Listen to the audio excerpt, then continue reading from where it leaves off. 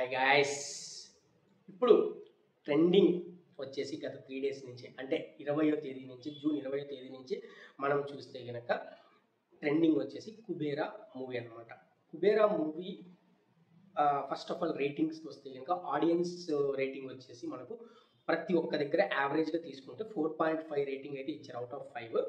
కొన్ని ఐఎండిబి కానీ, లేదంటే కొన్ని gulte.com కానీ, లేకుంటే తెలుగు 1, 2, 3 ఇవన్నీ కూడా దాదాపు 3.5, 3.25. ఐఎండిబి వచ్చేసి 7.4 ఇచ్చారు అవుట్ ఆఫ్ 10కి.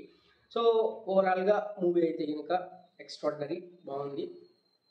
నాకు తెలిసి ఈ మూమెంట్లో వచ్చిన మూవీస్ ఏవే కానీ 2 hours 30 minutesకి మించి లేవన్నమాట. బట్ ఈ మూవీ వచ్చేసి 3 hours 20 minutes దగ్గర ఉందన్నమాట. అంటే కంపేర్ టు ఆ మూవీస్ ఇప్పుడు ఈ మూవీ లెంత్ అని అంటారు, కానీ లెంత్ ఏం కాదు.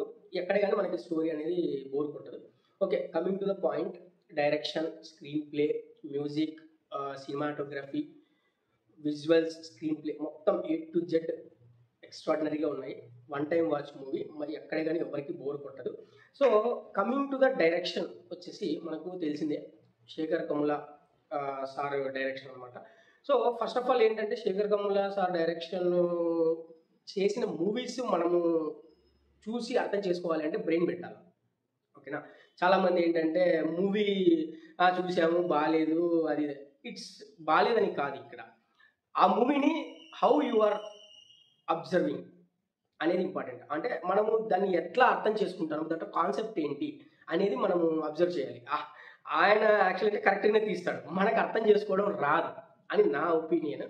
ఎందుకంటే ఆయన నాకు తెలిసి మ్యాక్సిమం 2 ఇయర్లీ ఒక మూవీ అంటే క్లియర్ ఎక్స్ప్లెనేషన్, క్లియర్ కాన్సెప్ట్తో రావడం జరుగుతుంది.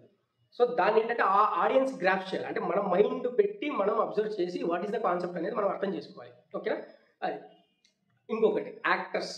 ఈ దీంట్లో కాస్టింగ్ క్రూ వచ్చేసి మనం చూస్తే రష్మిక మందన మరియు Dhanush sir, Nagarjuna sir, Jim Sarbh అనే ఒక వ్యక్తి, ఆయన విలన్ క్యారెక్టర్ చేశారు. So selection of the artist అనేది వెల్ అండ్ గుడ్. అంటే ఈ క్యారెక్టర్స్కి ఎవరు సెలెక్ట్ అవుతారు ఏంటి, వాళ్ళు ఈ స్టోరీకి వాళ్ళు సెలెక్ట్ అవుతారా లేదా అనేది చాలా ఇంపార్టెంట్. అది కూడా 100% మనకి జస్టిస్ అయితే జరిగింది సినిమాలో. ఇంకా నెక్స్ట్ వచ్చేసి ఈ మూవీలో ఎక్స్ట్రాడినరీ మొత్తం కంప్లీట్ మూవీ రన్ అయింది ఇది కేవలం ఒకే ఒక్క వ్యక్తి వల్ల, ధనుష్ సార్ అనమాట. నాకు తెలిసి ఆ క్యారెక్టర్కి ఇంకా ఏ పర్సన్ కూడా, ఏ ఆర్టిస్ట్ కూడా సెట్ అవ్వడు అనేటట్టు బిలీవ్ చేయించేలాగా, అంటే జనాల్ని నమ్మించేలాగా ఆయన యాక్ట్ చేశాడనమాట. సో అంత ఇన్వాల్వ్ అయిపోయాడు. ఇంకోటి ఏంటంటే ఆ పర్సనాలిటీకి, ఆ బాడీ లాంగ్వేజ్కి మొత్తం ఆ క్యారెక్టర్ అనేది 100% సెట్ అయింది.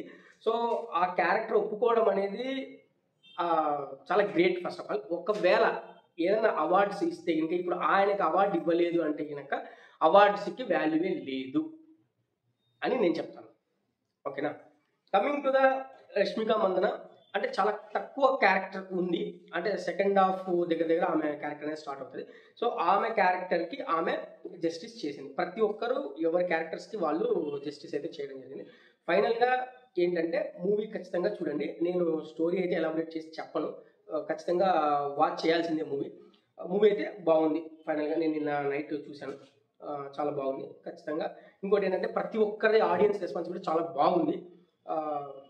Just watch and enjoy the movie.